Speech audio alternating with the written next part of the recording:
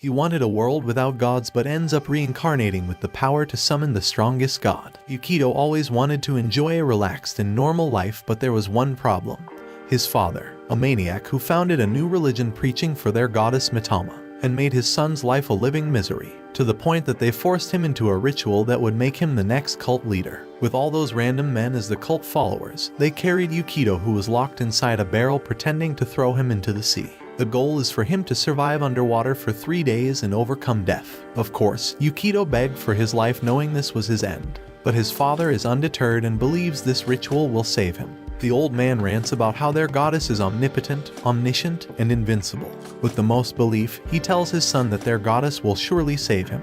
And without any trace of sanity left, they throw Yukito off the cliff and he falls into the water. His mind starts to give him flashback memories as he falls deeper into the water. He remembers when he tried to be a normal kid, playing with animals and walking with friends, only to be disturbed and taken away by the cult followers. The cult destroyed his life. They forced him to endure solitude as nobody wanted to be near him at school. They tried to literally kill him by almost burning him alive, and getting heavily beaten by his father forced him to take upon the strength of a waterfall. In short, he was never meant to enjoy luck and peace in this life. And so, as he slowly starts to lose consciousness, he makes his final wish. If their goddess Mitama truly exists, he wants her to let him be reborn in a world without gods or religion. Luckily, Yukito wakes up after being saved by a girl named Allurl. She promises to take care of him until he fully recovers and mentions that she works at the village restaurant. He doesn't understand at first, but after looking around, he realizes that he's in a different world. His dream to be reincarnated into another world came true. He immediately asks the normal stuff, like where's the Adventurers Guild. She doesn't understand him well, but after an explanation gets a clear idea. He wants a job. He follows her, all hyped up, thinking about using a sword and magic. But he ends up getting a job as a farmer. He gets mad, this is a boring quest. And to make it worse, there's Roy, who without introducing himself, makes the claim that every woman in the village is his. Another guy with main character syndrome. Luckily, Clen stops the random kid and gives Yukito a dagger. And the obvious reaction is to ask where's the level 1 goblins. But of course, that doesn't come true. His task is to harvest grapes, but they end up harvesting too much and don't know what to do. So Yukito decides to make wine, something they didn't know how to make. Everyone immediately becomes friendly toward him, and he keeps repeating what he thinks to be his starter farmer quests. He ends up becoming friends with the villagers and lives with Allurl and her older sister Sururl. One day while farming, Yukito sees a villager running and screaming for everyone to run. Following him comes a huge bad animated beast that turns its attention to him and Roy. Roy tells him to relax and leave everything to him while pulling out a book. He opens it and starts pulling out some sort of dark magic spell. Yukito is fascinated. For the first time, he's about to watch magic. But Roy's spell is named Yukito, Run for Your Life. They manage to outrun the beast, and Roy is proud to barely survive. But Yukito is mad, they didn't even fight. To him, running is an embarrassment. He pulls Roy by the collar and asks why he didn't fight back. But Roy is like, because we can't beat it. Yukito gets even madder and asks why was he even reading a book. Well, the book contains strategies on how to outrun different kinds of monsters. After returning to the restaurant and having wounds treated by Allurl, Yukito finally realizes there's no magic in this world. Despite not being the type of reincarnation life that he dreamed about, he still thinks that it's not too bad.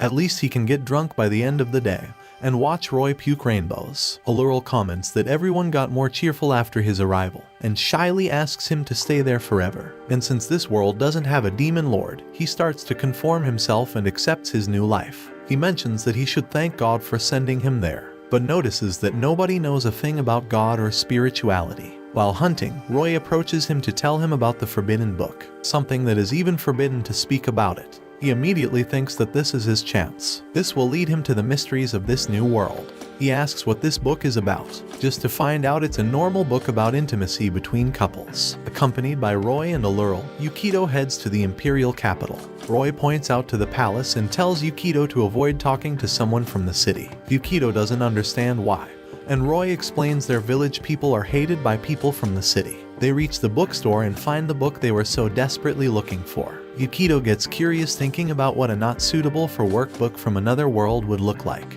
Everyone freaks out, thinking how nasty it looks, but Yukito thinks it's a normal book. Allurl is the only one having fun, as she found a more advanced book than the one she currently has. While heading back, they find out a concentration of people. Yukido's curiosity gets the better of him and checks it out. He sees some people on their knees and some Imperial guards behind them. With one order from the guards, the people drink something and immediately collapse. He gets shocked and doesn't understand what's going on, but Allurl grabs his hand and takes him away. He asks her what was that and she stops. She explains the country has a system that decides when to take someone's life. He freaks out once again, as he doesn't understand what is about. He asks if that can be applied to them, but Roy intervenes, explaining that it doesn't because their village is special and treated differently. The two guys walk away while Errol gets behind after noticing that her sister and her name are on the next target list. At night, Yukido is trying to sleep when Allurl suddenly sneaks into his bed. He doesn't understand what's going on,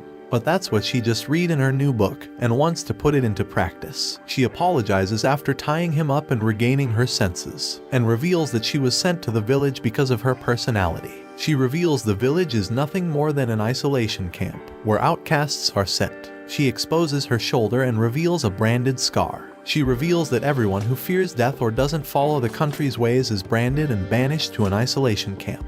But she feels happy that Yukido is different from the others. He doesn't have a brand but doesn't look at them with disgust. He helps them and teaches them new things. He's the first person from the outside who treats everyone like comrades and family. Yukido reveals that he also shares a similar past. In his past life, everyone disliked him because of the cult, but this time, he finally managed to make his first friends. Errol then notices his necklace and comments that it looks pretty. That was the only thing he bought into this world, and remembers that his father told him that it worked as a protective charm. He decides to give it to her and she returns to bed, not before looking at him and thinking she was happy to meet him. The next day, Yukido wakes up but finds the restaurant unusually empty. He cannot see Allurl or Silurl anywhere. He thinks they closed it for the day and checks outside. There he sees Roy laying on the floor after taking a massing beating. He checks his friend right away and asks what happened. Roy reveals the sisters were taken, and explains the Imperial system in depth. Normal people are instructed to meet their end and they comply, but people from their village aren't asked to. Their lives are forcibly taken, and today was the sisters' day to meet their end. He apologizes to Yukido, but our boy cannot stand still. Accompanied by Klen, he rushes to the capital where Allurl cannot believe that she just watched her sister's last breath. The guard pushes her down and prepares to finish her off with his sword. But Yukido comes in styling, on his first true adventure. He smacks two soldiers one after the other, even punching through an iron helmet. All the guards in the area surround him, but he's not afraid. He looks at the lifeless Silurl and asks why are they doing this to them. And the Imperial Guard captain comes in telling that it's because they are afraid of dying. Something that they shouldn't because it will happen sooner or later. And without any reaction, the captain pulls out his sword and stabs Yukido. He drops down and looks at Allurl who's shouting his name, but the captain slashes her right away. Barely managing to survive, he crawls to Errol breathless side, asking why. Why did this happen? He sees the necklace that he gave her, and his father's words come back to his mind, that their god Mitama will surely save him. With his last piece of hope, he grabs the collar asking Midam to save the sisters. For the first time in his life, he starts chanting the same words his father used to pray for their god. And at that moment, the necklace jewel sprang into the air, creating lightning strikes. The sky opened up, and a massive ball that looked like the sun appeared, clearing up the sky. And from it, a lowly girl came down to earth that immediately jumped onto Yukido. Happily hugging him, he finally called and accepted her. But Yukido wasn't breathing anymore. She finally understood, and in a split second, the cute lowly became a nightmare. She used all her power to create root-like arms that dragged every guard into the abyss, and at the same time, revive Yukido and the two sisters. She jumps to his shoulders, showing her affection. But Yukido doesn't understand who she is. That's when she introduces herself as Mitama, his goddess.